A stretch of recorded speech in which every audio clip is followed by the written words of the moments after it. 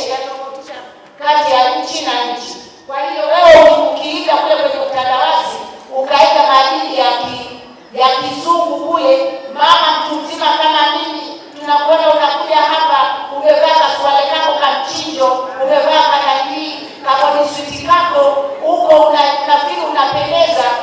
Usipoangalia tutakakukamata kwa haraka, tukupeleke kwenye hospitali ya wenda wazimu.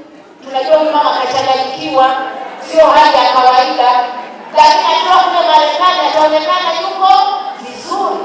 Lakini sisi maadili yetu ni kujisitiri kama hivi nilivyojisitiri. Jamani, nimependeza sijapendeza? Sasa ndivyo maadili.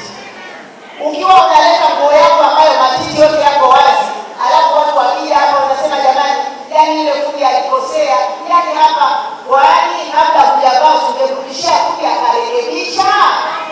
Kwa hiyo wakati mwingine tunaonyesha mambo yetu ambayo hayapaswi kuonyeshwa kwa sababu ya ukosefu wa maadili. Ni lazima tuwe na maadili. Maadili mema yanaonyeshwa na nini? Maadili mema, kitu cha kwanza